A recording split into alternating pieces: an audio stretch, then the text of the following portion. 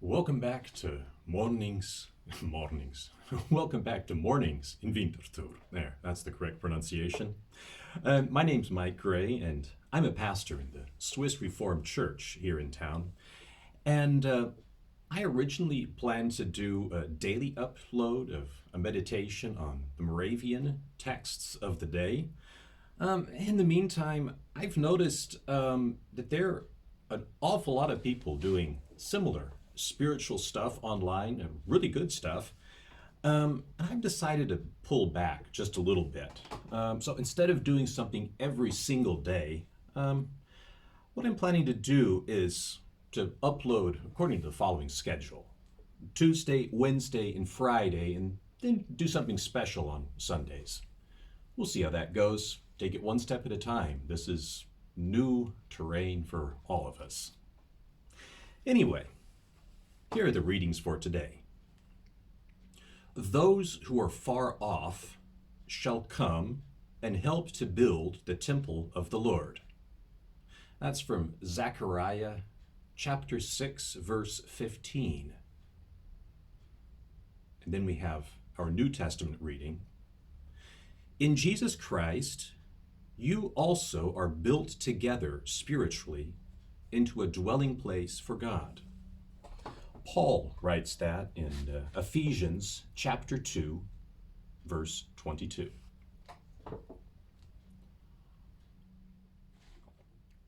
So, last time I did an upload, I talked about online friendships. Mind you, my point was that we need online friendships, maybe specifically sometimes online Facebook friendships, whatever that means exactly, because I seem to have a lot more Facebook friends than real life friends. Anyway, my point was that we also need people who are very different from each other and very different from us, kind of going in the direction of opposites attract. Well, speaking of opposites attracting, I'd kind of like to take the opposite tact of what I talked about last time today. And specifically, who are your online enemies? Those who are far off shall come and help to build the temple of the Lord. That's what Zechariah had to say. And when I first saw that sentence, the first thing I thought, well, yes, this is a perfect opportunity to talk about how this physical distancing business can lead to us renewing online connections and connecting with people who are physically a long way away from us. But as soon as I actually thought about what Zechariah is talking about, and also what Paul is talking about, by the by, I realized Zechariah and Paul are neither of them talking about people who were physically particularly distant. Probably we're talking about people who saw each other physically on a regular basis, probably saw each other more than we're seeing each other physically right now. The issue was that the people Zechariah is talking about were not Jews, or if they were Jews, they were sort of a different kind of Jews. Probably like predecessors of the people who would later come to be called the Samaritans. Long, complicated story, and I haven't researched it, and I'm not going to try to get into that right now.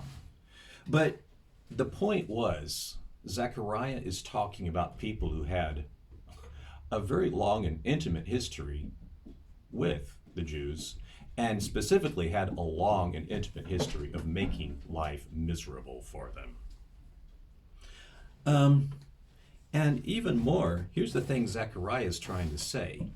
Someday the temple of God will be built as it should properly be built. And when it does get built that way, you know who's going to help build it? Those people. The people you dislike. The people who have hurt you, often in a very personal fashion. So that comes back to the question I was asking before. Who are your enemies? If we're talking in online terms, Who are the people that you've just had to block on Facebook because the things they say or the attitudes that they present just bother you so much you can't take it anymore? Who are the family members who you don't digitally connect with because there has been so much water under that bridge that, wow, just the more distance, the better. Physical, virtual, whatever. Just keep these people out of my life. Who are the people doing online stuff right now that maybe you thought you liked them, but for whatever reasons, they're doing stuff right now that just gets you hot and bothered? I think we all have a few people like that. Maybe we even all have quite a few people like that. Just two thoughts about those people. First of all, we're at a point in time when we really seriously need each other. If we're going to build a future after all the strange and debilitating things that have been happening over the last couple of months, we're going to need people that we didn't used to think we needed. We're also going to need people that we don't particularly want. And specifically, think carefully before you attack people you disagree with right now. Think very carefully before you put a new level of relational distance into the physical and social distance that we have to practice anyway. Is this absolutely necessary? To some degree, I'm also speaking from personal experience. I got a telephone call from the dean of pastors in our particular area this last Saturday about someone who had seen a video that I made in German and really strongly reacted to it and felt that I was showing signs of massive overprivilege and a lot of stuff like that. I think the person that contacted the dean had some valid points to make. I also really wish this person had talked to me about this, and I wish I'd had a chance to explain where I was coming from and tell this person a little bit about my own life story. This person didn't do it that way and felt that they really had to attack me in a very personal fashion. And let me tell you, that really hurt. And just what I want to ask you is, before you attack people, think very carefully. Is this necessary? Is this going to help us build a future together? But there's also a second point. Maybe you've recently been on the receiving end of someone attacking you and putting distance into a relationship that wouldn't have been necessary. Well, first of all, you have my very deep sympathy. I mean, I just told you where I'm coming from with this. And second, what are we going to do about those wounds?